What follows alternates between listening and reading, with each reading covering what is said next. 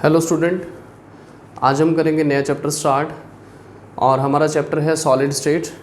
तो चलिए स्टार्ट करते हैं।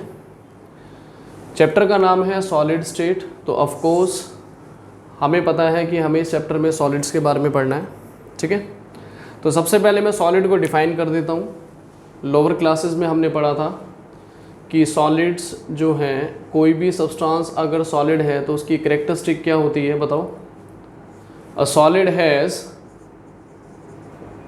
definite shape and definite volume। ये डेफिनेशन तुमने स्टूडेंट लोअर क्लासेस में पढ़ी होंगी कि जो सॉलिड्स हैं, सॉलिड क्या है, एक is a type of matter जिसकी डेफिनेट शेप होती है और डेफिनेट वॉल्यूम होता है, ठीक है। मैटर का हमने फिजिकल क्लासिफिकेशन पढ़ा था स्टूडेंट, क्लास 11th में पढ़ा था और क्लास 9th में पढ़ा था। मैटर क्या होता है, anything around us which occupies a space and has मास, उसको हम क्या बोलते हैं, मैटर। तो मैटर के तीन फिजिकल क्लासिफिकेशन हमने पढ़े थे, एक तो सॉलिड, एक लिक्विड और एक गैस। तो सॉलिड पर बेस्ड ये पूरा चैप्टर है। तो सॉलिड को हम डिफाइन कर सकते हैं, solid is a type of matter which has a definite shape and definite volume, ठीक है स्टूडेंट्स। अच्छा, डेफिनेट शेप और डेफिनेट वॉल्यूम का रीज़न क्या है कि जो सॉलिड के कॉन्स्टिट्यूएंट पार्टिकल्स होते हैं दे आर वेल पैक्ड, उनके बीच में इंटर मॉलिक्यूलर स्पेस जो है वो बहुत ही स्ट्रांग होता है, ठीक है। ये सब ने पढ़ाई है। अब हम बात करते हैं why some substances exist as a solid. ये क्वेश्चन भी है, कॉन्सेप्चुअल क्वेश्चन है प्रदीप का, कि why some substances exist as a solid. तो उसका हम रीज़न देंगे। रीज़न ये है कि जो सॉलिड्स हैं उनमें उनका जो इंटरमॉलिक्यूलर फोर्स है that is always greater than the thermal energy. ये थर्मल एनर्जी से हमने इसको कनेक्ट कर दिया इस टॉपिक को। क्वेश्चन मेरा है कि why some substances exist as a solid. क्यों? क्योंकि intermolecular force is greater than the thermal energy. Intermolecular force ज़्यादा है और थर्मल एनर्जी कम है। थर्मल का मतलब होता है हीट, और थर्मल एनर्जी यानी अगर हम हीट देंगे किसी सब्सटेंस को, अगर हीट ज़्यादा होगी तो पार्टिकल्स की मोशन मूवमेंट ज़्यादा होगी और जिसकी वजह से वो क्या जाएंगे, दूर जाएंगे। थर्मल एनर्जी पार्टिकल्स को दूर रखती है, इंटरमॉलिक्यूलर फोर्स पार्टिकल्स को पास रखता है। अब क्योंकि इंटरमॉलिक्यूलर फोर्स जो है it is much greater than the thermal energy, this is the reason कि why some substances exist as a solid. अब अगर हम एक जनरल वे में बात कर लें कि जैसे तीन स्टेट होती हैं, सॉलिड, लिक्विड और गैस, ठीक है स्टूडेंट। ये सॉलिड है, ये लिक्विड है, ये गैसीय स्टेट है। तो जब हम सॉलिड से गैस की तरफ जाते हैं तो क्या होता है, इंटर मॉलिक्यूलर जो फोर्स है इट डिक्रीजेज, वो कम हो जाती है।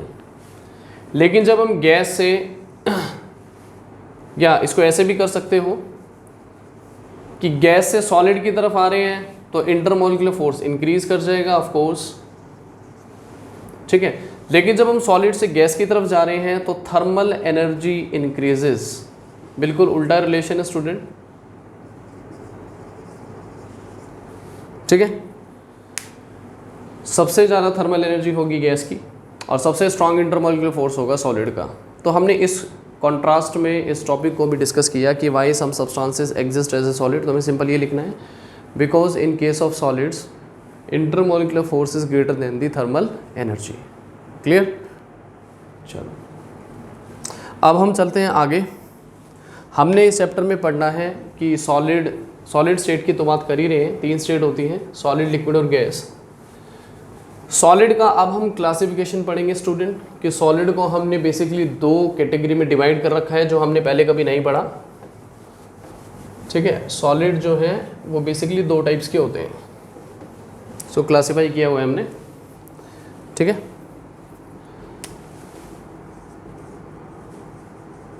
Solids have been classified into two parts. नाम सुना होगा तुमने। एक तो हम बात करेंगे क्रिस्टलाइन सॉलिड्स की,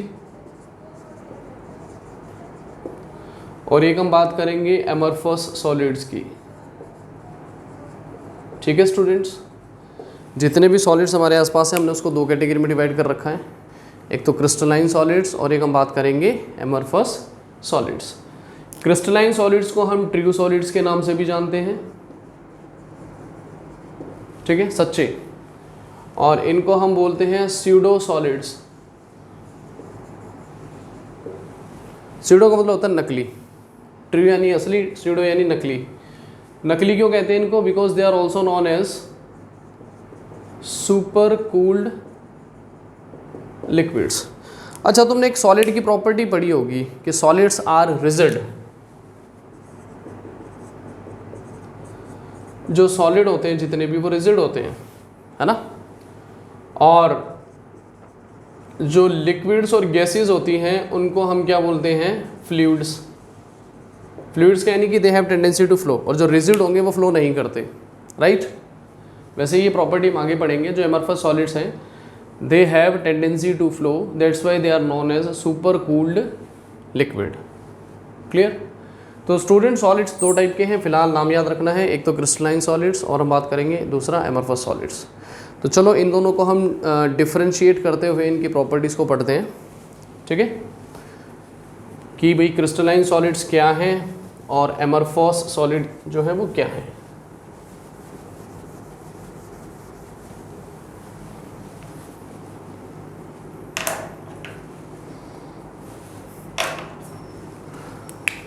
तो यहां लिख लेते हैं क्रिस्टलाइन सॉलिड्स,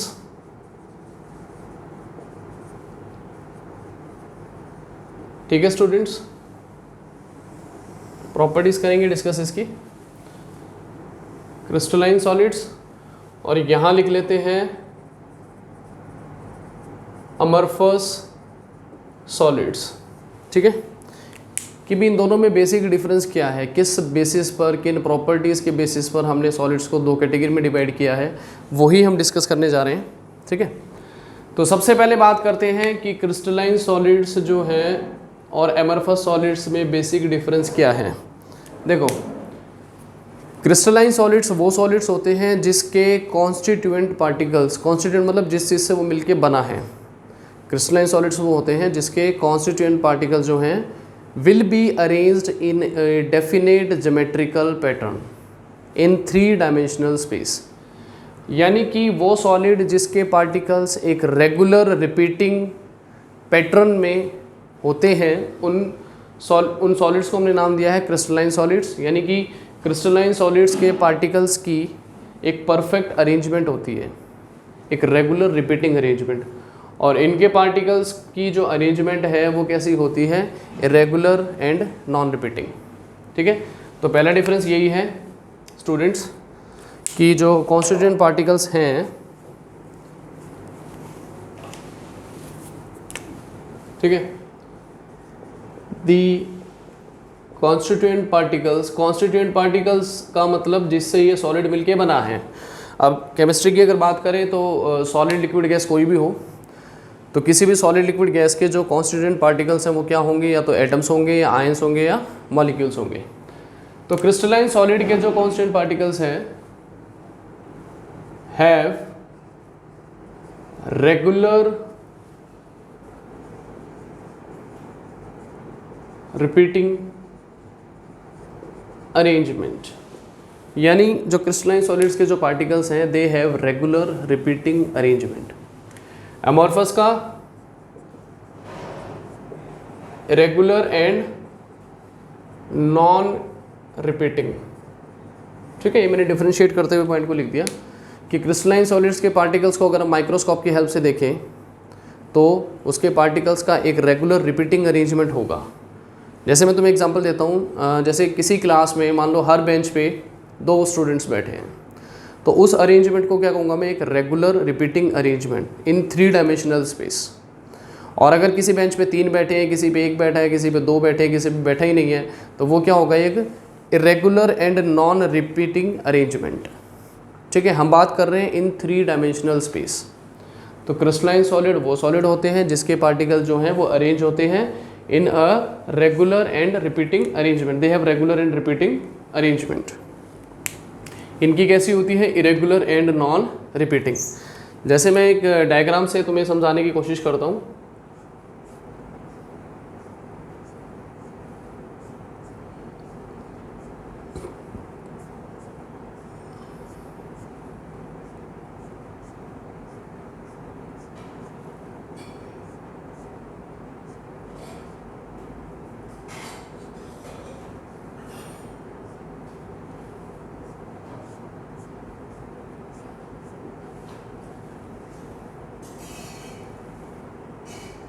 ये जैसे पार्टिकल्स हैं, इन पार्टिकल्स को ज्वाइन कर दिया मैंने सबको, तो हेक्सागोनल रिंग बन गई। ठीक है,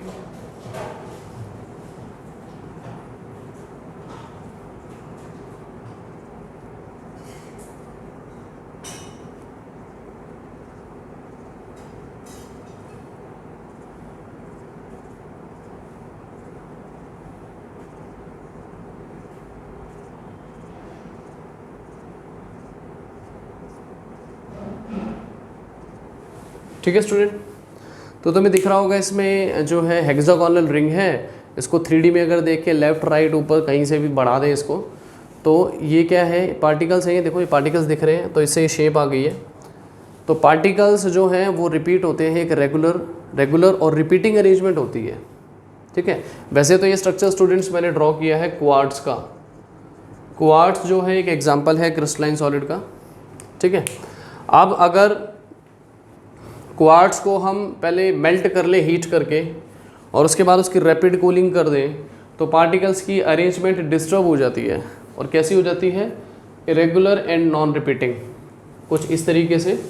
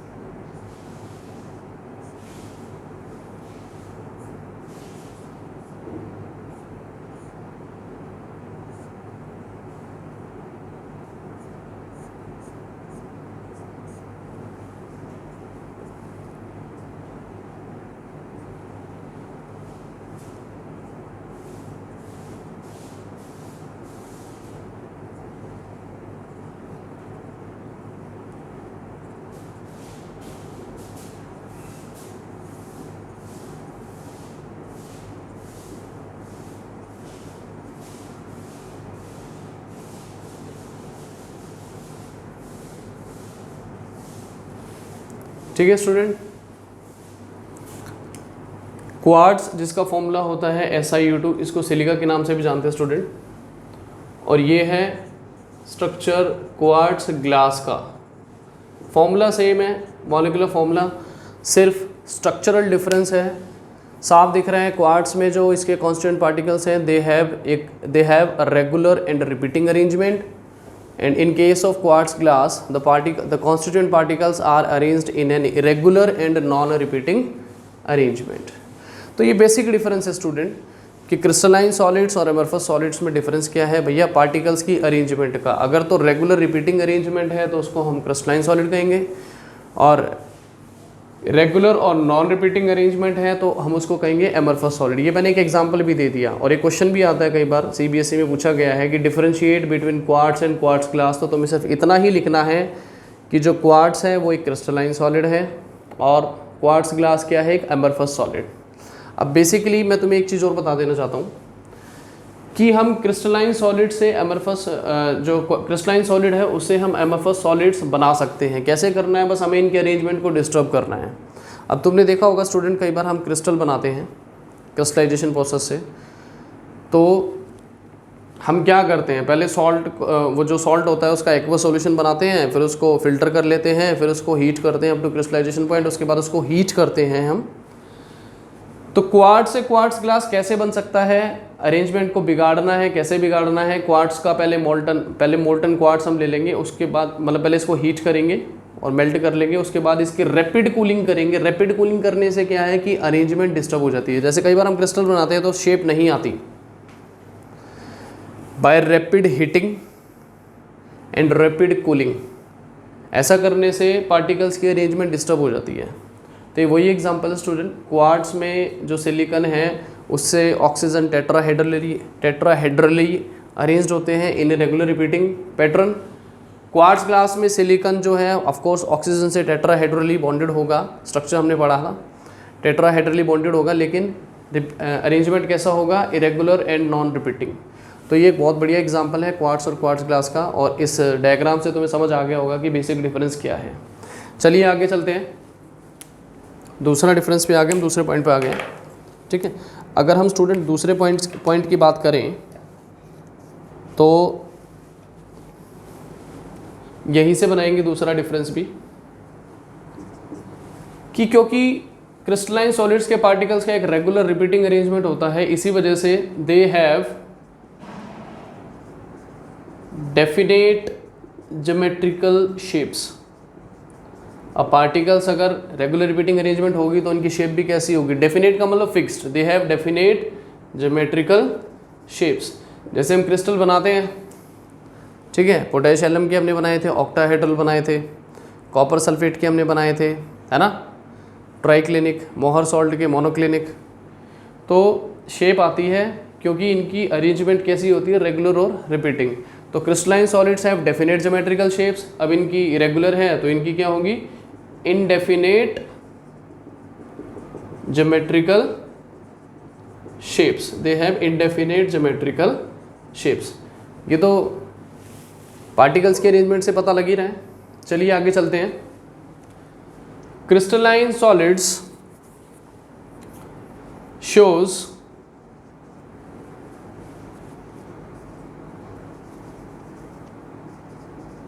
long range order as well as short range order, and amorphous solid shows only short range order। देखो मैं बताता हूँ कि ये पॉइंट है क्या बेसिकली। शॉर्ट रेंज यानी एक छोटी रेंज, छोटी रेंज का मतलब ये है कि क्योंकि एमरफस सॉलिड्स के पार्टिकल्स का इरेगुलर और नॉन रिपीटिंग अरेंजमेंट होता है, इसी वजह से अगर मान लो ये थोड़ा बहुत कहीं रिपीट भी करेंगे तो वो रेंज कैसी होगी, स्मॉल। वो रिपीट नहीं करते फॉर ए लॉन्ग रेंज, इसलिए वो कैसी रेंज शो करते हैं, शॉर्ट रेंज। इसका मतलब ये है कि वो रिपीट नहीं कर रहे, या मान लो अगर कहीं रिपीट भी कर रहे होंगे तो थोड़ी बहुत जगह हो सकता है, तो they will show short range order. ये रिपीट करते हैं तो ये शो करेंगे लॉन्ग रेंज ऑर्डर, यानी कि एक लंबी रेंज तक रिपीट हो रहे हैं।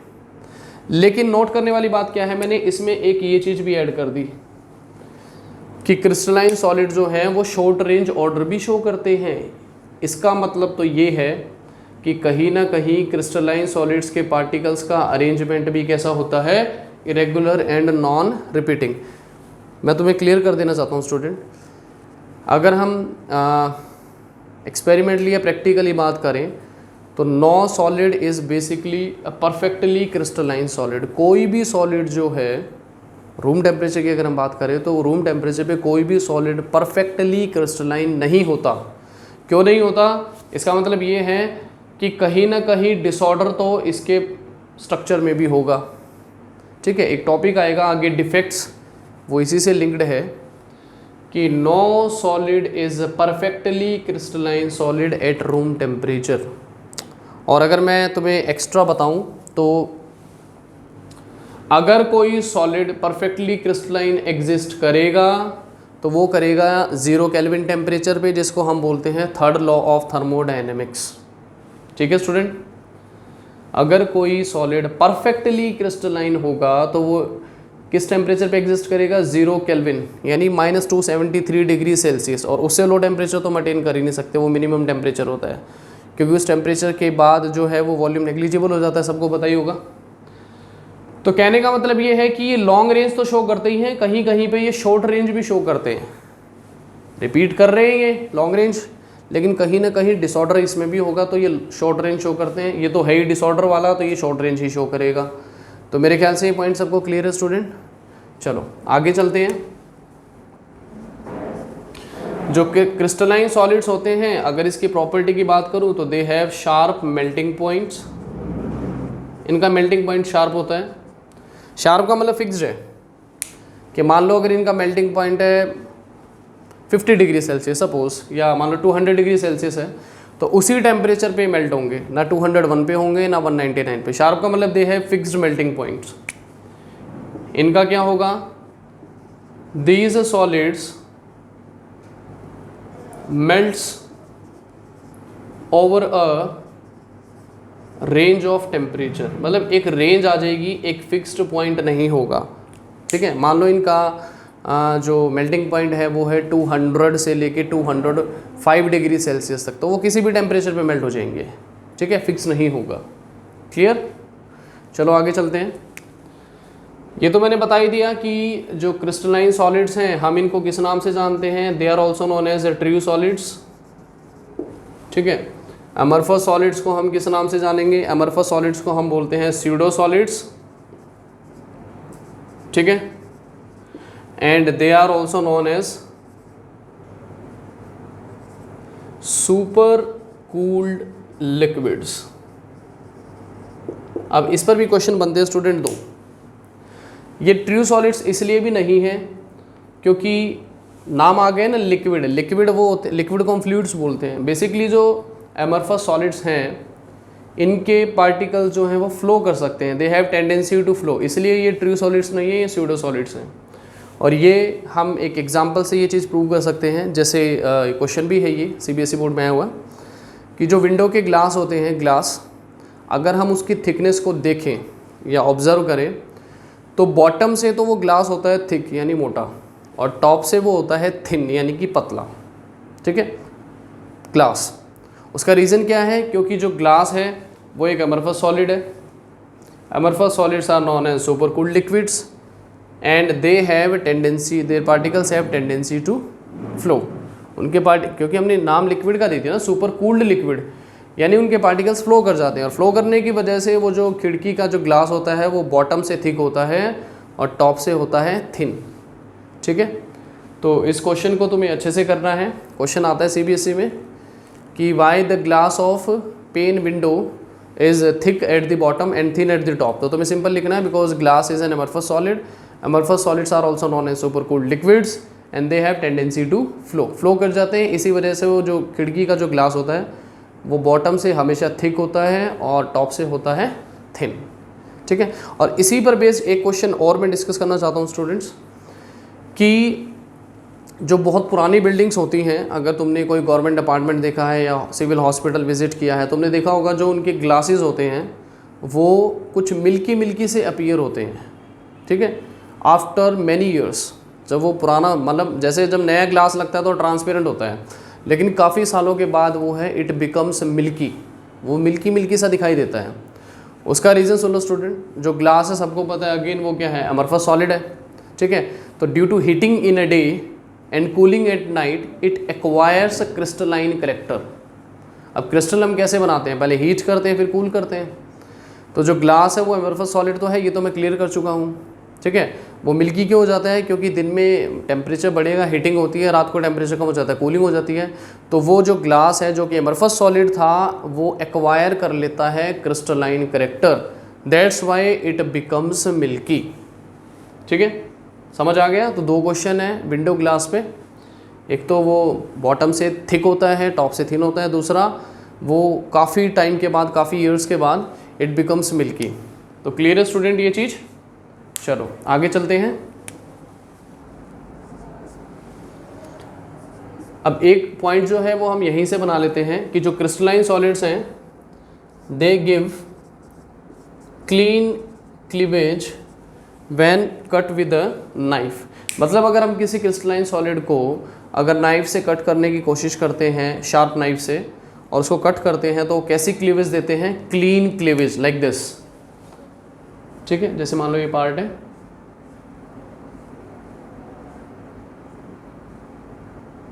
ठीक है स्टूडेंट, ये कैसी क्लीवेज है, क्लीन क्लीवेज इसको हम बोलते हैं। ठीक है, और अमरफस सॉलिड को अगर हम कट करने की कोशिश करेंगे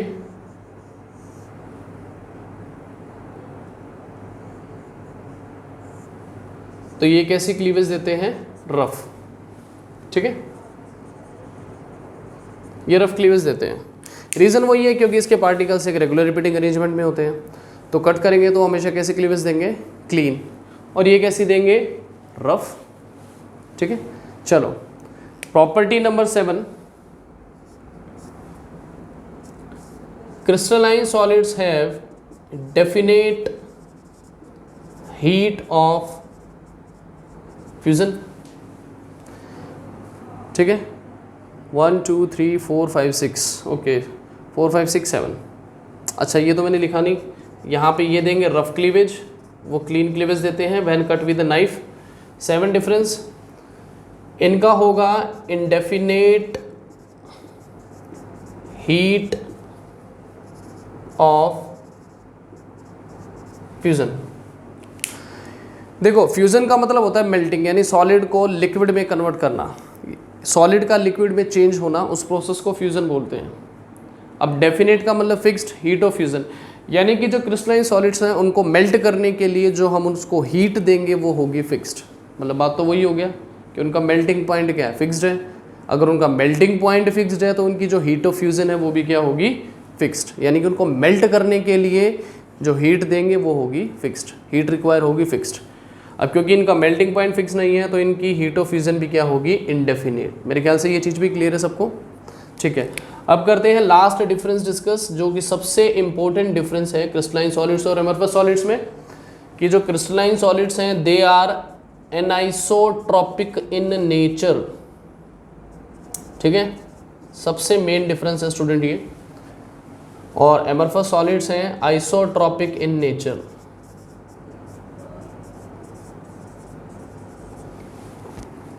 ठीक है, यहाँ तक क्लियर है सभी को। चलो अब हम एक प्रॉपर्टी पढ़ेंगे, एनाइसोट्रॉपी और आइसोट्रॉपी, उसके बाद मैं बताता हूँ तुम्हें। ठीक है, देखो पहले बात करते हैं प्रॉपर्टी आइसोट्रॉपी की। आइसोट्रॉपी तो एक प्रॉपर्टी है, और जो सॉलिड आइसोट्रॉपी को शो करेंगे उन सॉलिड्स को हम कहेंगे आइसोट्रॉपिक इन नेचर। ये रहा। ठीक है, देखो आइसो का मतलब क्या होता है, सबको पता है, सेम। क्या होता है, सेम। अब मान लो हमने कोई भी अमorphous सॉलिड ले लिया, और मान लो यही है क्वार्ट्ज ग्लास, और हम कोई प्रॉपर्टी मेजर कर रहे हैं, प्रॉपर्टी कुछ भी, जैसे मान लो हम रिफ्रैक्टिव इंडेक्स ही मेजर कर रहे हैं।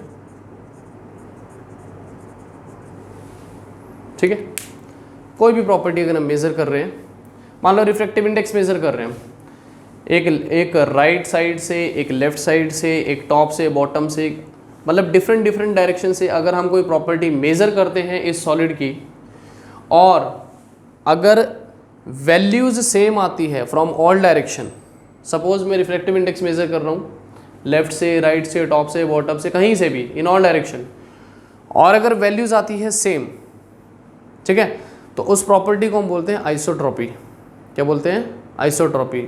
मतलब कोई भी सॉलिड अगर हम लेंगे और उसकी अगर हम कोई प्रॉपर्टी मेज़र कर रहे हैं, जैसे मान लो हमने रिफ्रैक्टिव इंडेक्स ले लिया, हम मेज़र कर रहे हैं वेलोसिटी, कोई भी मेजरेबल प्रॉपर्टी अगर हम मेज़र कर रहे हैं, ठीक है, और अगर इन डिफरेंट डायरेक्शन सब जगह से मेज़र कर रहे हैं और वैल्यू आ गई सेम, तो उस प्रॉपर्टी को हम बोलते हैं आइसोट्रॉपी। और वो सब्सटेंसेस जो इस प्रॉपर्टी को शो करेंगे तो उन सब्सटेंसेस को हम बोलते हैं आइसोट्रॉपिक सब्सटेंसेस। तो क्योंकि अमorphous सॉलिड जो है उसका irregular and non repeating arrangement है, यानी कि वो हर जगह से एक जैसा ही है, तो कोई भी प्रॉपर्टी अगर हम किसी भी डायरेक्शन से मेज़र करेंगे तो हमेशा वैल्यू क्या आएगी, सेम, तो उस प्रॉपर्टी को आइसोट्रॉपी बोलते हैं। ठीक है, और अगर हम क्रिस्टलाइन सॉलिड्स की बात करें जिनमें क्या होगा, एक रेगुलर रिपीटिंग अरेंजमेंट होगा, और अगर हम प्रॉपर्टी मेज़र करते हैं कोई भी मेजरेबल प्रॉपर्टी और डिफरेंट डिफरेंट डायरेक्शन से मेज़र करते हैं तो डिफरेंट डिफरेंट वैल्यूज़ आती है, इस प्रॉपर्टी को हम बोलते हैं एनाइसोट्रॉपी, और जो सब्सटेंसेस होंगे उसको हम कहेंगे एनाइसोट्रॉपिक सब्सटेंसेस। अब मैं तुम्हें बता देता हूँ स्टूडेंट कि जो क्रिस्टलाइन सॉलिड्स है उसमें ऐसा क्यों होता है। देखो ये क्रिस्टलाइन सॉलिड्स के मैं पार्टिकल्स दिखा रहा हूँ,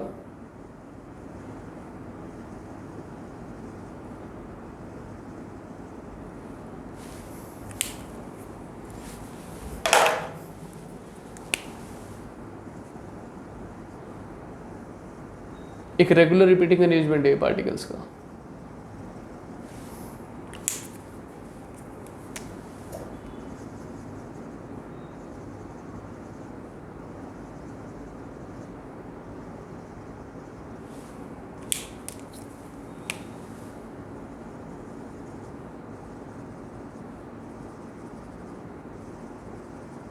ठीक है, ये है एक regular repeating arrangement of crystalline solids. अब अगर मैं मान लो इस तरीके से मेज़र कर रहा हूँ लाइक दिस, ऐसे, या मान लो ऐसे कैसे भी मेज़र कर सकते हैं। एक तो मैं प्रॉपर्टी को मेज़र कर रहा हूँ लाइक दिस, तो पार्टिकल्स कैसे आ रहे हैं, एक ब्लैक आ गया, एक ब्लू आ गया, एक ब्लैक आ गया, एक ब्लू आ गया, डिफरेंट पार्टिकल्स। और अगर मैं मेज़र कर रहा हूँ इस तरीके से लाइक दिस, तो पार्टिकल आ गए सारे ब्लैक। इस तरीके से करूँगा तो सारे आ गए ब्लू। ठीक है, तो कहने का मतलब ये है कि क्योंकि क्रिस्टलाइन सॉलिड्स में particles are arranged in a definite geometrical pattern, तो when we try to measure any property like refractive index या थर्मल एक्सपेंशन, कोई भी प्रॉपर्टी अगर हम मेज़र करने की या कंडक्टिविटी कह लो, अगर हम मेज़र कर रहे हैं इलेक्ट्रिकल कंडक्टिविटी, ठीक है, कोई भी प्रॉपर्टी अगर हम मेज़र कर रहे हैं, तो क्योंकि पार्टिकल्स डिफरेंट आएंगे इन डिफरेंट डायरेक्शन, तो प्रॉपर्टीज भी होंगी डिफरेंट, यानी वैल्यूज आएंगी डिफरेंट। मान लो मैं कंडक्टिविटी मेजर कर रहा हूँ, इलेक्ट्रिकल कंडक्टिविटी, ठीक है, इन डिफरेंट डायरेक्शन, तो क्रिस्टलाइन सॉलिड्स के केस में in different direction we will get different values. इस प्रॉपर्टी को बोलते हैं एनाइसोट्रॉपी। एनाइसो मतलब आइसोट्रॉपी का उल्टा। आइसो में वैल्यू सेम आएंगी फ्रॉम ऑल डायरेक्शन, कहीं से मेजर कर लो। एनाइसोट्रॉपी में क्या होगा कि वैल्यूज आएंगी डिफरेंट। रीज़न मैंने बता दिया, because different particles falls in the different वे। जब हम मेज़र करने की कोशिश करेंगे अलग अलग रास्ते में, तो अलग अलग तरह के पार्टिकल्स आएंगे। जैसे अगर ऐसे आ रहे हैं तो सारे ब्लैक हैं, ऐसे आ गए तो ब्लू ब्लैक आ गए, इधर आ गए तो सारे ब्लू हो गए, ठीक है। तो different particles falls on the different way, so they will give different values if we try to measure any property. तो this property is known as anisotropy and the substances are known as anisotropic. ठीक है, समझ आ गया student.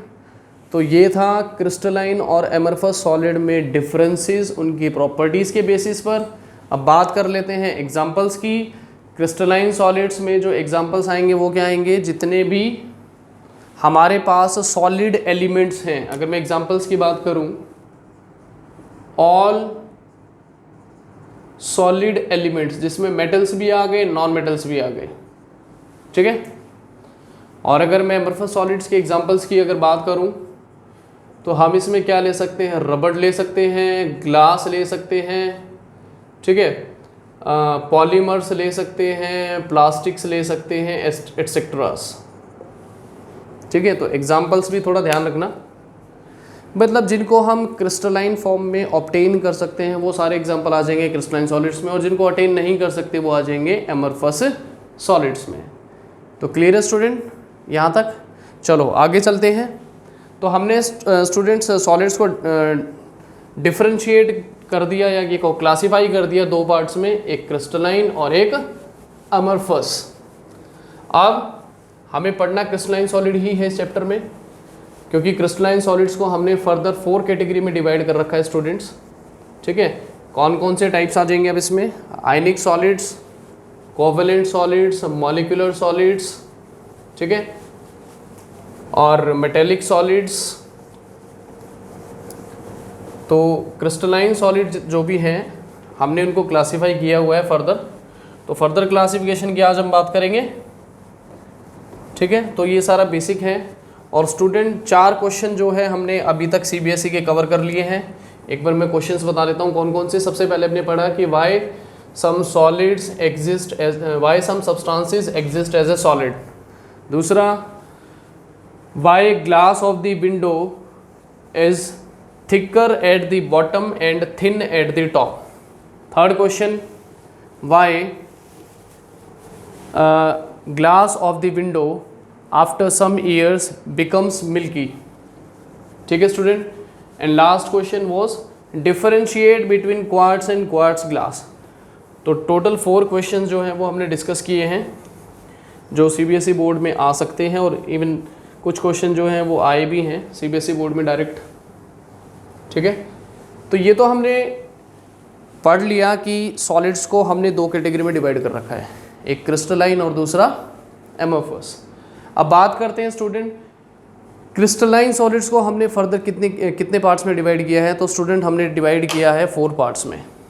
ठीक है, कौन कौन से हैं वो देख लेते हैं पहले। टाइप्स ऑफ क्रिस्टलाइन सॉलिड्स, यहाँ मैं हेडिंग डाल देता हूँ, टाइप्स ऑफ क्रिस्टलाइन सॉलिड्स। ठीक है, उनके बाद उनके कॉन्स्टिट्यूएंट पार्टिकल्स क्या होंगे, उसके बाद उनके पार्टिकल्स के बीच में नेचर ऑफ फोर्स क्या होगी, उसके बाद फिजिकल स्टेट क्या होगी। ठीक है, उसके बाद इलेक्ट्रिकल कंडक्टिविटी, जिस पर क्वेश्चन आ जाते हैं कई बार, और उसके बाद हम कुछ एग्जांपल्स ले लेंगे इसमें। ठीक है स्टूडेंट, तो क्रिस्टलाइन सॉलिड 4 टाइप के होते हैं। जल्दी से स्टार्ट करते हैं स्टूडेंट। सबसे पहले हम बात करते हैं आयनिक सॉलिड्स की। ठीक है स्टूडेंट्स, आयनिक सॉलिड के जो कॉन्स्टिट्यूएंट पार्टिकल्स है वो क्या होंगे, अपोजिटिवली चार्ज्ड आयंस होंगे, सबको पता है। अपोजिटिवली चार्ज्ड आयंस, कैटायन और एनायन। जैसे एग्जांपल हो गया NaCl। अब सबको पता है आयनिक सॉलिड जो हैं, जो पॉजिटिवली चार्ज आयंस उनके बीच में नेचर ऑफ फोर्स को हम क्या बोलते हैं, आयनिक बॉन्ड बोलते हैं। वैसे तो इसको हम फिजिक्स के हिसाब से इलेक्ट्रोस्टैटिक फोर्स भी कह सकते हैं या कोलम्बिक फोर्स भी बोलते हैं। ठीक है स्टूडेंट, इलेक्ट्रोस्टैटिक फोर्स या कोलम्बिक फोर्स भी बोलते हैं अपोजिटिवली चार्ज आयंस के बीच में, जैसे +Q -Q तो उन्हें फिजिक्स में पढ़ाई होगा। ठीक है, एग्जांपल मैंने बता दिया NaCl हो गया। वैसे तो आयनिक सॉलिड्स में आयनिक बॉन्ड होता है। आयनिक बॉन्ड जो है किसके बीच में बनता है, पहचान क्या होती है, एक मेटल और एक नॉन मेटल। मेटल करते हैं लूज, नॉन मेटल करते हैं गेन। तो लूज करने वाले का भी ऑक्टेट पूरा होता है और गेन करने वाले का भी। ठीक है, वो एक्वायर कर लेते हैं inert gas configuration. Physical state क्या है, हार्ड होंगे बट कैसे होते हैं, ब्रिटल। इलेक्ट्रिकल कंडक्टिविटी बहुत बढ़िया क्वेश्चन आता है इसमें। ठीक है, अगर सॉलिड स्टेट में है तो इलेक्ट्रिसिटी कंडक्ट नहीं करते आयनिक कंपाउंड, इंसुलेटर की तरह बिहेव करेंगे। लेकिन अगर उनका एक्वस सॉल्यूशन हम लें या मोल्टन स्टेट लें तो वो कंडक्ट करेंगे, तो बिहेव करेंगे एज ए कंडक्टर। रीज़न क्या है, क्योंकि जब आयनिक सॉलिड्स को हम वाटर में डिसॉल्व करेंगे, एक्वस सॉल्यूशन लेंगे, तो डिसोसिएट हो जाएंगे इनटू फ्री आयंस। अब कोई भी चीज़ इलेक्ट्रिसिटी कंडक्ट कब करता है, या तो उसके अंदर फ्री आयंस प्रेजेंट हो या फ्री इलेक्ट्रॉन्स प्रेजेंट हो। ठीक है, तो ये NCERT का क्वेश्चन भी है स्टूडेंट कि आयनिक सॉलिड जो है वो सॉलिड स्टेट में इलेक्ट्रिसिटी कंडक्ट नहीं करते, लेकिन एक्वस और मोल्टन में करते हैं। क्योंकि एक्वस या मोल्टन कैसे बनाएंगे, हीट करके, पिघलाकर हीट करने से आयनिक बॉन्ड ब्रेक हो जाएगा, ये फ्री आयंस में डिसोसिएट हो जाएंगे। फ्री आयंस होंगे तो इलेक्ट्रिसिटी कंडक्ट करेंगे, इसलिए बिहेव करेंगे एज ए कंडक्टर। ठीक है, दूसरे टाइप का सॉलिड हम बात कर लेते हैं। पहले मॉलिक्यूलर सॉलिड की बात करते हैं स्टूडेंट। ठीक है, मॉलिक्यूलर सॉलिड्स, इसको मैंने अंडरलाइन कर दिया क्योंकि ये फर्दर 3 तरह के होते हैं। एक तो पोलर मॉलिक्यूलर सॉलिड, ठीक है, दूसरा नॉन पोलर मॉलिक्यूलर सॉलिड, तीसरा मॉलिक्यूल हाइड्रोजन बॉन्डेड। 3 तरह के सॉलिड हैं ये। मॉलिक्यूलर सॉलिड्स मतलब वही जिसके कांस्टेंट पार्टिकल सबके क्या होंगे, मॉलिक्यूल्स होंगे। पोलर वाले क्या होंगे, polar molecules. Non polar molecular solid के कांस्टेंट पार्टिकल्स क्या होंगे, non polar molecules. Hydrogen bonded molecular solid में के जो मॉलिक्यूल्स हैं वो क्या होंगे, molecules in which hydrogen is bonded to F O N यानी किसी हाईली इलेक्ट्रोनेगेटिव एटम से जुड़ा हो। वो तो 3 ही होते हैं, फ्लोरीन, ऑक्सीजन और नाइट्रोजन। ये शॉर्ट में है। ठीक है, नेचर ऑफ फोर्स पोलर में क्या होता है, डाइपोल सबने पढ़ाई होगा, ये तुम्हें लर्न करना है क्योंकि CBSE में आता है। नॉन पोलर में क्या होगा, वीक वंडरवाल फोर्स, या इसको लंदन डिस्पर्जन फोर्स भी लिख सकते हो, एक ही बात है, लंदन डिस्पर्जन फोर्स। ये हाइड्रोजन बॉन्डिंग ही हो गया, ठीक है। अच्छा, तीनों की फिजिकल स्टेट, तीनों के तीनों सॉफ्ट मॉलिक्यूल्स में आते हैं। अच्छा, तीनों के तीनों क्या हैं, इंसुलेटर हैं। इलेक्ट्रिकल कंडक्टिविटी की अगर हम बात करें तो, ठीक है। एग्जाम्पल ले लेते हैं, पोलर में आप क्या ले लोगे, HCl molecule, SO2। Non polar में गैस ले लो, हाइड्रोजन ले लो, हीलियम ले लो, कोई भी ले लो। हाइड्रोजन बॉन्डेड में आप आइस ले सकते हैं, वाटर की बात नहीं कर रहा हूँ, और अमोनिया, ठीक है।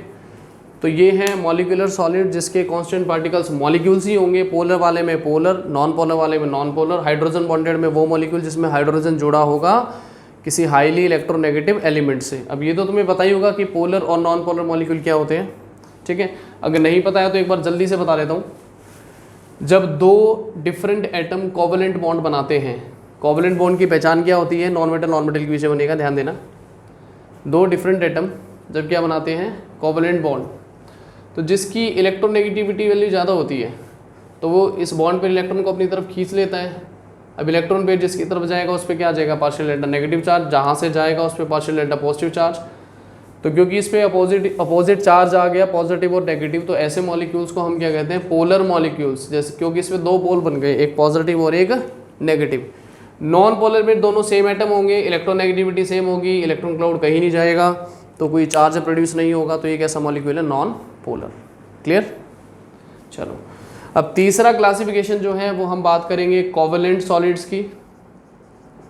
कोवलेंट सॉलिड्स जिनको हम नेटवर्क सॉलिड्स के नाम से भी जानते हैं, नेटवर्क सॉलिड्स। अच्छा, कॉन्स्टिट्यूएंट पार्टिकल्स क्या होंगे, इसके एटम्स ही होंगे, सिंपल है, ठीक है। नेचर ऑफ फोर्स क्या होगा, कोवलेंट बॉन्ड ही नाम देंगे, कोवलेंट बॉन्ड की बात कर रहे हैं हम स्टूडेंट। अच्छा, कोवलेंट बॉन्ड में फिजिकल स्टेट हार्ड सॉफ्ट कुछ भी हो सकता है, डिपेंड करता है। जैसे मान लो अगर हम बात कर लें एग्जांपल में डायमंड की, और एक हम बात कर लें ग्रेफाइट की, ठीक है स्टूडेंट। अब जो डायमंड है इसकी फिजिकल स्टेट बताएं तो ये हार्डेस्ट एलिमेंट है फाउंड ऑन अर्थ, और ग्रेफाइट क्या होता है, सॉफ्ट, ठीक है। डायमंड क्या है, इंसुलेटर का काम करता है, क्योंकि एक कार्बन से 4 कार्बन एटम जुड़े होते हैं, टेट्राहेड्रली स्ट्रक्चर पड़ा है, नो एटम इज फ्री।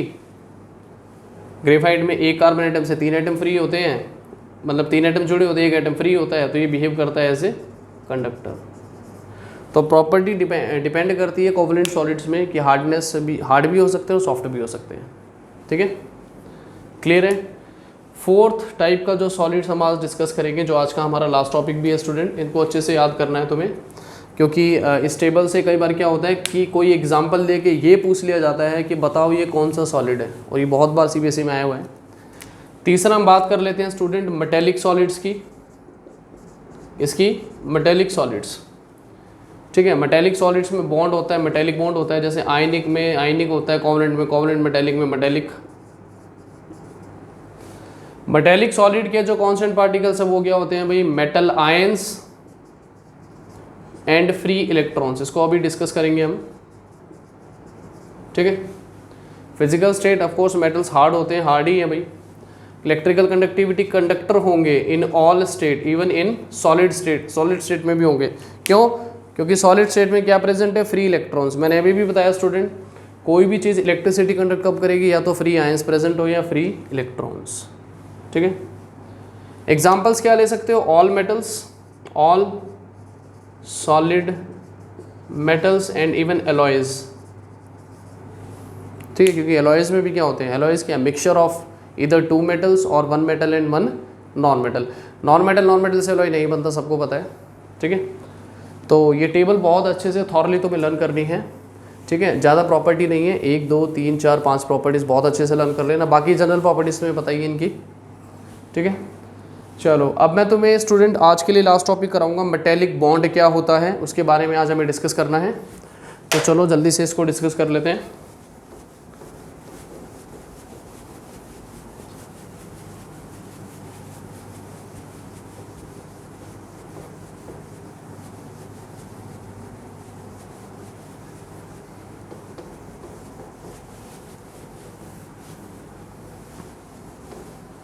चलो ठीक है स्टूडेंट, देख लेते हैं एक बार। देखो स्टूडेंट, हम बात कर रहे हैं मेटेलिक बॉन्ड और मेटेलिक सॉलिड्स की बात कर रहे हैं। देखो यूजुअली जो मेटल्स होते हैं ना, उनकी आयनाइजेशन एनर्जी होती है लो। तो वो क्या करते हैं, अब किसी मेटल का कोई क्रिस्टल है, तो मेटल के जो एटम्स हैं, अभी हमने पढ़ा था कि मेटेलिक सॉलिड के जो कॉन्स्टिट्यूएंट पार्टिकल्स हैं, क्या पढ़े थे अभी बताओ? एक तो वही थे metal ions and free electrons. Basically होता क्या है कि जो मेटल्स हैं उनकी आयनाइजेशन एनर्जी लो होती है, इतनी लो कि वो इलेक्ट्रॉन लूज कर देते हैं अपने क्रिस्टल में, ठीक है। अब इलेक्ट्रॉन लूज करेंगे तो वो क्या बनाएंगे, मेटल आयन यानी कैटायन ही तो बनाएंगे। बहुत सारे मेटल एटम हैं, ये तो मैं कम दिखा रहा हूँ।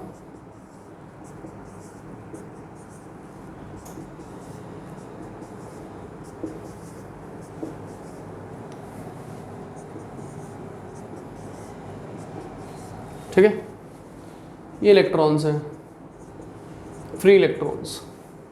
मेटल के एटम इलेक्ट्रॉन लूज कर देंगे भाई, कोई एक कर देगा, कोई दो कर देगा, डिपेंडिंग ऑन कि वो कितना कंट्रीब्यूट कर रहे हैं। तो बेसिकली क्या होता है कि जो इलेक्ट्रॉन्स, जब मेटल एटम इलेक्ट्रॉन लूज करेंगे तभी तो बनेंगे मेटल आयंस यानी कि कैटायन। अब वो जो इलेक्ट्रॉन जो लूज कर दिए, हालांकि वो मेटल क्रिस्टल में है लेकिन एटम से बाहर आ चुके हैं, लेकिन है मेटल क्रिस्टल में, तो ये इलेक्ट्रॉन जो है बेसिकली फ्लो करते हैं जैसे वाटर फ्लोज इन ए सी, जैसे समुद्र में पानी बहता है। बट दीज इलेक्ट्रॉन्स बीइंग, क्योंकि इन पर नेगेटिव चार्ज है, तो they are simultaneously attracted towards the metal cation, ठीक है। तो hence the force which hold the metal ions together in a metal crystal, that force is known as metallic bond. The force which holds the metal ions together in a metal crystal is known as metallic bond। उसको हम बोलते हैं metallic bond, ठीक है student. तो metallic bond के जो constant particles है वो क्या है, metal ions और free इलेक्ट्रॉन, जो मैंने अभी टेबल में लिखवाया। क्लियर। अब जो मेटल के जो एटम्स है जिन्होंने मेटल कैटायन बनाए, इन मेटल्स कैटायंस को हम कर्नल्स बोलते हैं। क्या बोलते हैं? कर्नल्स। यानी कि जो पॉजिटिवली चार्ज मेटल आयंस हैं, इनके ग्रुप को हम क्या बोलते हैं? कर्नल्स बोलते हैं, ठीक है। तो स्टूडेंट आज के लिए इतना ही है, यहाँ तक इसको थॉरली पढ़ो, एनसीईआरटी से वर्ड टू वर्ड पढ़ो। और अगर आज का वीडियो मेरा तुम्हें पसंद आया और समझ आया है तो इसको कमेंट्स करें और मुझे बताएं, ठीक है। ओके।